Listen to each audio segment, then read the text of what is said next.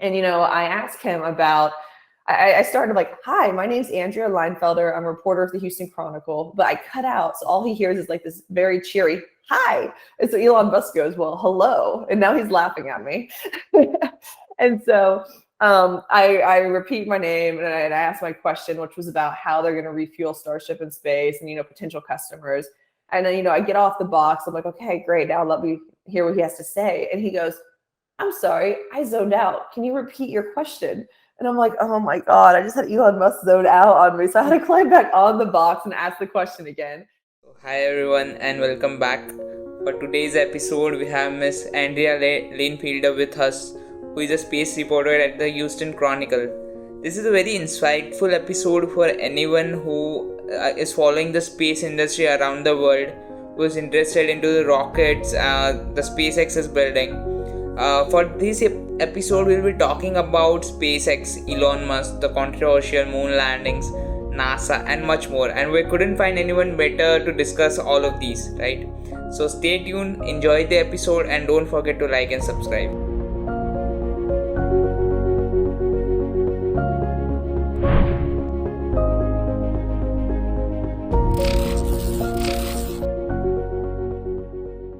Hi Andrea, how are you? I'm good. Thanks for having me this morning, or this morning my time Yeah, anyway. yeah. It's evening here at 6:30 p.m. in India, the Indian Standard Time. So I hope you are doing well. Let's start with the introduction first, like what you do and what is your occupation and your journey. So we'd like to know your journey. Yeah, absolutely. So I am the space reporter at the Houston Chronicle. So I cover NASA, but I also cover SpaceX and Blue Origin and these different local companies that are, working to get more people into space. So I cover from commercial side, I cover from NASA side, and also space science side. So I'll cover the different missions, such as, last year's mission to Mars with the Perseverance rover and whatnot, and this year's, the James Webb Space Telescope unfolding. So I cover a variety of angles for the Houston Chronicle.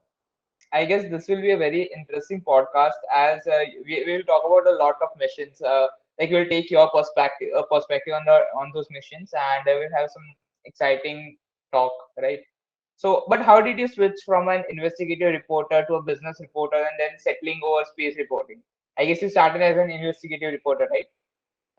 Yeah, so I graduated from the University of Florida in 2012, and then I spent my first few years at a small newspaper in Florida before moving to Houston. And Houston's a big business town. We have a ton of oil and gas companies, but also other just large corporations. And so I spent many years writing about these companies and airlines and whatnot.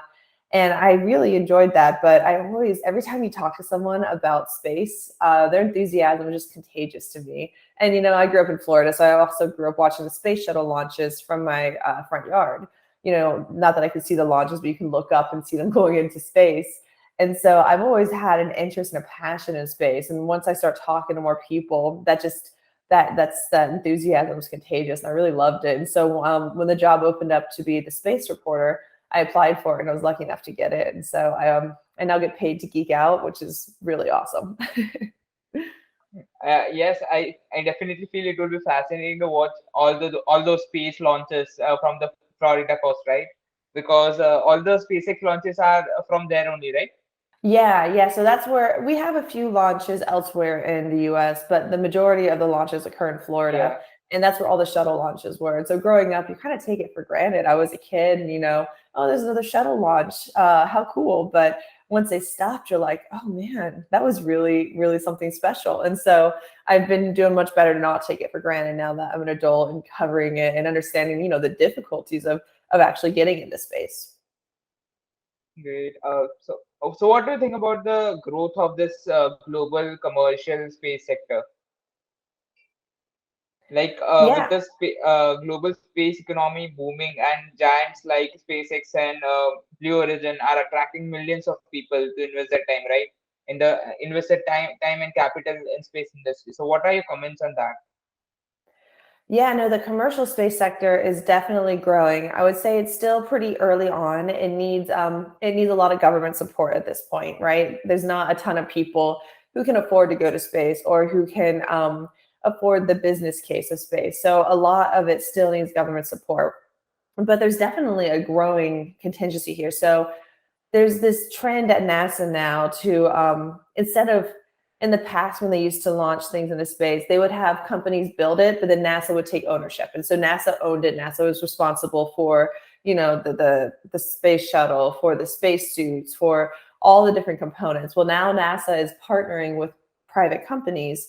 And so NASA is providing funding to these private companies and pretty much a guaranteed customer. Like, if you build the spacesuit, we will use it, but you will own it. The companies will own it, and then you can use it for other companies. And so this week, the reason spacesuits is on my mind is because this week we had a big announcement that NASA has announced it's working with Axiom Space and Collins Aerospace to build the next generation of spacesuits. And so these companies are building and testing them, and they will provide them to NASA for the space station and for when NASA returns to the moon. But the companies will ultimately own them. And so Axiom Space, for instance, they're based here in Houston. They're a local company. They're building their own commercial space station. So by building these suits, they are building suits that NASA can use, and they're getting NASA funding to help with it. But they're also building suits that they will use when they have their commercial space station, and that their customers will use to do spacewalks. And so that's kind of how this commercial space is developing right now. It's just right now NASA is providing a little bit of a stimulus, a lot of expertise. And then these companies, once they've got the backing of NASA, kind of got that seal of approval from NASA, they're using it to expand to a broader market so that they can continue to get more and more people into space. So, like, what do you feel? What will be the features of these advanced spacesuits? Like any, I would say, out of the mind state of the art features that you feel that will be there in these spacesuits. I think the biggest focus is fit and functionality. So spacesuits in the past, the main job of a spacesuit is to keep you alive in space, right? You've got the vacuum of space. You've got these wild temperature springs. You've got micro meteorites that could pierce your suit. So like number one function is to keep you alive, but they haven't always been especially flexible or mobile. The Apollo astronauts, for instance, when they landed on the moon, if they wanted to pick up a rock, they had to fall over to pick up the rock and push themselves back up. They couldn't just like bend down and pick it up. And then on the space shuttle, the suits that were created for the space shuttle now being used for the space station. And it's a lot of interchangeable pieces designed to be kind of like a one size fits many approach. So that means they don't really fit anyone especially great. So some astronauts have had. I spoke with one astronaut, and she said when she had to like try and wiggle her way into the suit, she'd get bruises up and down her arms. And when she tried to bend her elbows in the suit, the joint at the elbow didn't match her elbow, so it was just like a lot more energy required to actually bend her elbow. And so there's just a lot of issues. Some have reported shoulder injuries, and there's not necessarily enough sizes to fit all astronauts. So if you're a particularly small woman or a particularly large man, you might not be eligible for a spacewalk because the suits don't fit you. And so that's really what a lot of the focus is on right now. It's, how do we make these suits easier to get in and out of? How do we make them so that they fit more people? They're going all the way from the 5th percentile to 95th percentile, right? We want to be able to fit more astronauts. And then, how do we make them comfortable? They need to protect you in space. They're described as like human-shaped spacecraft. So that's like number one job still. But as we go to the moon, you don't want to have to fall over to pick up rocks. We're trying to create a sustainable presence. So how do you create a spacesuit that also allows you to bend down, pick up rocks, build things, create this ecosystem? And so that's like really the focus of these new spacesuits is just fit, functionality, mobility, and comfort so that people aren't like being injured. Okay, that's great. That's great. So you would have covered a lot of exciting news as you are a space reporter, right? So can you tell me some cases that you felt like they were very exciting and you had the most fun covering those? Yeah. So last year, I had the series I wrote that was especially fun. We called it Battle of the Billionaires. So I'm based in Texas, and we have two of the world's richest men, Elon Musk, the founder of SpaceX, the CEO of Tesla, and we also have Jeff Bezos, the founder of Amazon. These two men are launching rockets in Texas. And so I did this series of like, what's it like when you have the world's richest men choose your backyard to launch rockets. It's like all of a sudden you're in a small town or you're in a border town and there's rockets going off. And so that was one of the coolest things I did. So I traveled to Brownsville, which is in South Texas, right along the border of Mexico. And that's where Elon Musk is developing his Starship spacecraft that he's hoping to take people to Mars. And then I also traveled to Van Horn, which is a small town in West Texas. It's like population of 2,000 people, very small. And it is where Jeff Bezos is launching suborbital launches, which means they just go to space and back real quick on like 10-minute journeys. Yeah. He's doing that with his New Shepard rocket. And so I got to go to both communities, which was really cool. So did you ever got a chance to meet Elon Musk or Jeff Bezos? I did not meet them personally, though I did have a weird interaction with Elon Musk during a news conference. So he had a news conference that I attended. And so I'm like in line to ask a question because after his presentation, the media lines up at the microphone and asks questions. And so people start asking questions and he can't see anyone. So he's like, where is everybody? I can't see you. So he can't see anyone. So when it gets to my turn, a box is being shoved at my feet. And so the idea is for me to stand on top of the box to ask my question. I'm like, what is going on? So I'm like perched up on this box on the stage. And, I asked him about, I started like, hi, my name's Andrea Leinfelder. I'm a reporter of the Houston Chronicle, but I cut out. So all he hears is like this very cheery, hi. And so Elon Musk goes, well, hello. And now he's laughing at me. And so I repeat my name and I ask my question, which was about how they're going to refuel Starship in space and, potential customers. And then, I get off the box. I'm like, okay, great. Now let me hear what he has to say. And he goes, I'm sorry, I zoned out. Can you repeat your question? And I'm like, oh my God, I just had Elon Musk zone out on me. So I had to climb back on the box and ask the question again. But it was a very interesting experience, but that's the only time I've directly spoken to him. That seems great. So, like when we see the Starship, right? Like virtually as well, we feel very like it is very enormous. The Starship is very enormous. So, did you got a chance to watch the Starship in real life? I wasn't there for any of the launches, unfortunately. So the problem with the Starship launches is he gives only like a day's heads up, and then after he gives a day's heads up, it could be 3 weeks before it actually launches. And so Houston is a 6-hour drive to Brownsville, so I can't hang out there for 3 weeks, and I can't make it there last minute. So I've only watched them online. I really want to go there when he launches into orbit with a Super Heavy. That's my goal, is to get out there for that launch, because that one is going to feel like people. You talk to the neighbors and they say the Starship, it shakes their houses. It's so loud with just 3 engines. So like, what's Super Heavy going to feel like? I really want to get out there for that launch. So the future looks very promising because of the Starship and all the work all of these private space companies are doing. But so do you also believe that we need to make some changes in the education system? Like, I mean, at the basic level, at the building age of students, do you think we should incorporate a new or advanced learning method that can help the children prepare for the future? I know STEM is a big focus for NASA, for SpaceX, for Blue Origin. STEM, science, technology, engineering, math, education.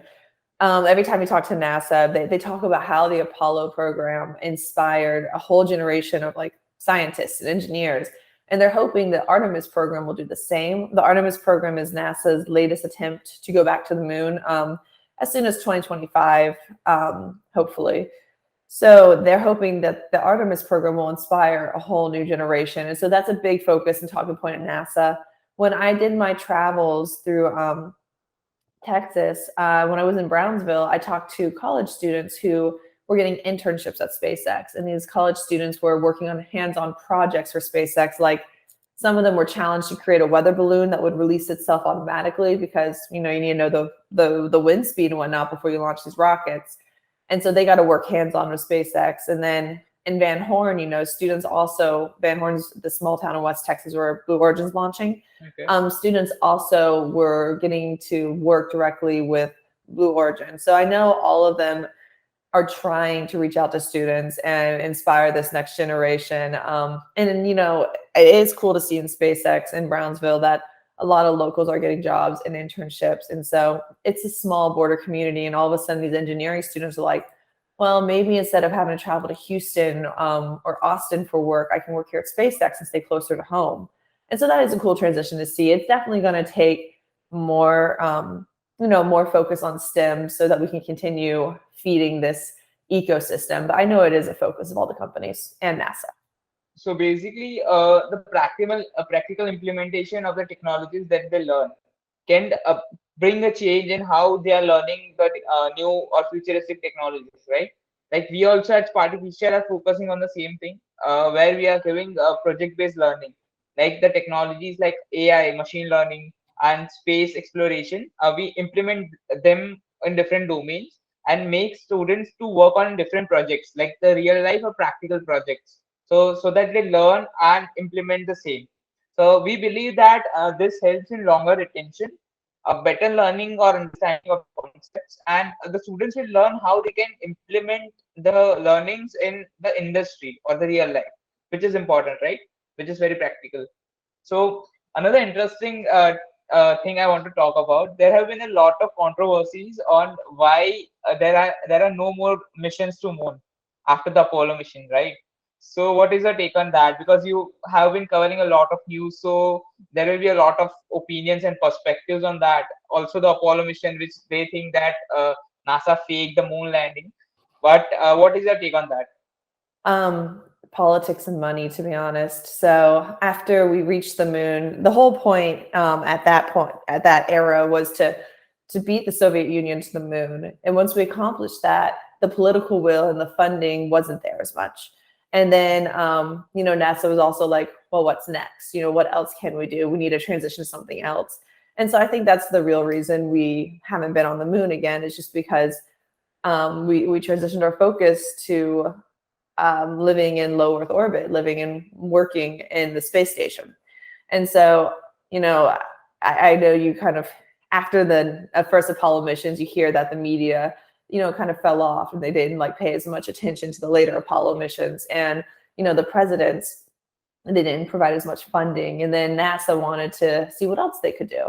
And so that's a lot of the reasons why I have been to the moon. When you talk to different people, a lot of people think we should have gone back a long time ago, how quickly the Apollo program got there versus how much more slowly we're moving now. But it's just not quite the same funding levels and political willpower. Though, a lot of people also say the space station has taught us to live and work in low Earth orbit, which is its own challenges. And then that will help us to go back to the moon and go on to Mars and be an area where we can test different technologies and whatnot. So they're working on creating a new program that'll take us back to the moon and eventually onto Mars. But for the near-term focus will be creating a sustainable presence on the moon so we can learn how to operate there before we go to Mars. So yeah, so I guess the Artemis program is the breakthrough for the Mars mission as well, because we'll get a lot of insights from that mission as well. So you recently wrote an article in the Houston Chronicle about capturing a supermassive black hole's image, right, using a University of Texas supercomputer. So can you please talk about that? Yeah.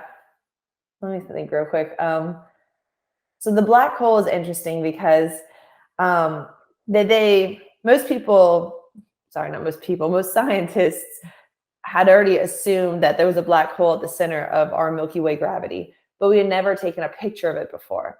And so, using this radio telescope, we were able to take, to get basically an image that proves that there is or it gives very strong evidence anyway, that there is a black hole at the center of the Milky Way galaxy, which is just good confirmation and also cool to like actually be able to see something. I mean, you don't see the black hole itself, obviously, but you can kind of see like the light around it. And so that was just an interesting development. And there's still so much to learn about black holes that researchers are working on and whatnot. But, this is a good step along that way. So there are a lot of news of some signals coming, or like on a daily basis, or at some intervals, there are news that there are signals coming from different galaxies and Milky Ways and all of this stuff. But have you ever come across any such news that you feel has some relevance or has some truth behind it, or that support the existence of human life, alien life, I would say? So this is a little outside of my area. Sorry, I haven't written about this a ton, so I'm not going to be Okay. able to talk too much about that at the moment. I apologize. No worries, no worries. So yeah, so what other things that I would like to discuss about is about the space ecosystem. Like in India, we have some ecosystem. Like our ecosystem is growing. This we have one primary organization, ISRO, who is working on all the things. So we also need privatization where we are allotting tasks to different space industries, and that's why India has also taken initiative to open NSIL and space entities where they will work on privatization and globalization. So this will help a lot. So I hope we can come in par to NASA at least at some point, and I'm sure we will, because we have a lot of talented scientists in India as well that can work on those missions. So let's talk about more about SpaceX. Like, what do you think about the future plans of SpaceX? Like, what after Mars? I guess they have planned to go to Mars with the Starship. But what do you think about those plans? Yeah, so Elon Musk is definitely very, very focused on reaching Mars. And it's interesting to kind of watch that process develop because SpaceX has a different development approach than a lot of other companies. NASA wants to test and model before they like actually test the hardware. So they do a lot of modeling to make sure that when they test the hardware, it's going to go as right as possible. SpaceX is kind of like, let's launch and see what happens. And so they have a very iterative, a very fast-paced iterative testing where they launch, they fail, they fix, they launch again, they fail, they fix, they launch again until they get it right. And so that's kind of what makes them jazzy, I think, where like a lot of people are excited about them. And so it's been interesting to watch that as they're working towards Mars because Starship is their focus right now. They actually said that they're not going to build any more Crew Dragons after this one that just launched. So like they're not building more Crew Dragons, and a lot of their focus is going to be on the Starship vehicles when we get to Mars.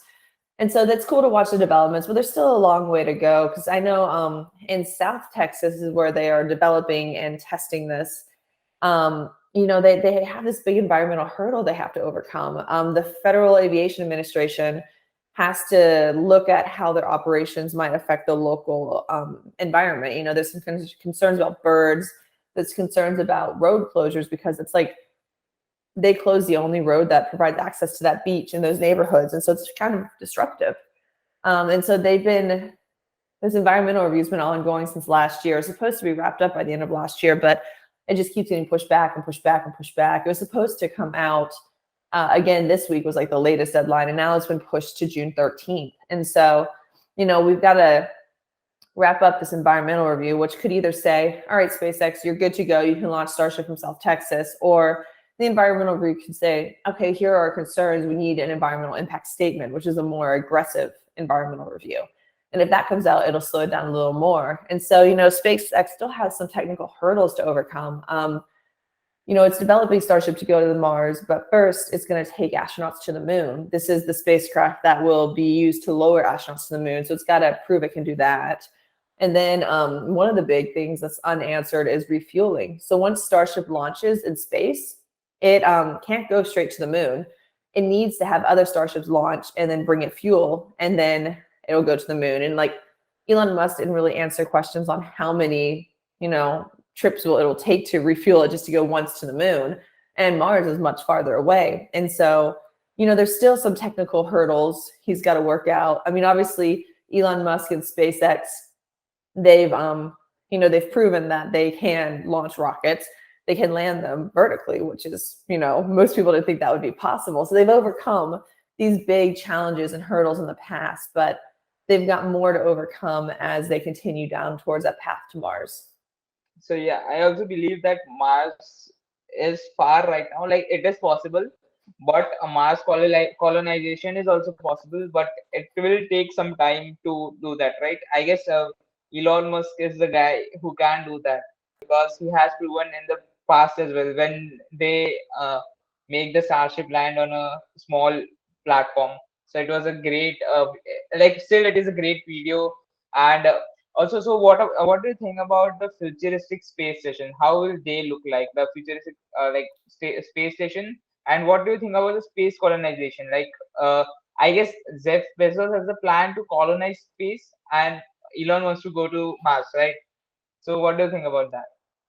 Yeah, so commercial space stations is another area where NASA's kind of passing the baton, if you will. So NASA and all these other governments from around the country, excuse me, all these other governments from around the world have spent the past 20 years, on the International Space Station, which is government run, government owned. And now we're starting to see commercial space stations. All of these, going back to kind of the economy of it all these commercial space stations need, when I was talking to them, they need NASA's like support before they can get off the ground, because if you don't have NASA as a customer, you don't really have customers, and so it's not worth all the investment. So we're still very early on, but NASA has like signed off on a couple of different space station ideas and is providing funding. So these companies are going out and they're designing and they're building. The main ways that these space stations are going to be different is they're going to focus more on a broader range of abilities. So the International Space Station was built to, one, build political ties with other countries, right? It's really a big political tool. We want to have relationships in space. And two, as like a lab where you could test things, but it wasn't really built for large scale manufacturing.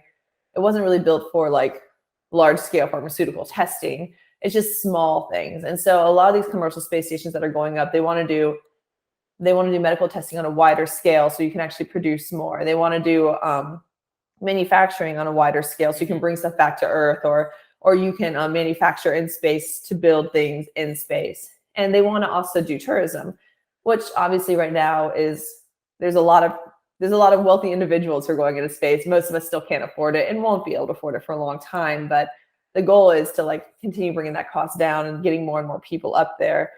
And it's not just wealthy individuals, it's also other countries who have like their own space programs and maybe not their own rockets. And so these commercial space stations are going to be catering to them as well. And so a lot of that's kind of the focus of these companies, is really research. It's really actually entertainment too. A couple of them have announced entertainment modules where people can do like film movies in space or host gaming events. Like I can't wait for the first live microgravity sporting event to be held. Like that'll be fascinating to watch. And so that's like going to be a lot of the focus of these commercial space stations. Right now, though, they all need like government support and government astronauts. But in the future, the hope is that more and more people, especially as costs continue to come down, will be able to see a business case for manufacturing their products up there, or for filming movies up there, or going up there on vacation. Yeah, I also seen a news where they said that they are building space hotels, like space hotels where we can live there, right? So all of these seems very fascinating. And also the recent Virgin Galactic space flight was also very fascinating to watch, where Richard Bernard went to space in his space plane. So yeah, the future seems good. And yeah, also, so one last advice you would like to give to students who want to pursue space science, or like let's say any domain. So what are the important points or skills they should learn in the early age that will help them? I think I get the gist. So I'm going to repeat the advice astronauts always give when I ask them that question. Yeah. People ask, how do you become a NASA astronaut? And their response is always follow your passion. So don't like have a checklist of this is what I need to become an astronaut. I need to like study this or study that. It's like they've all followed their passions to very different areas. Like, it could be Arctic exploration. It could be engineering. It could be like whatever your passion is.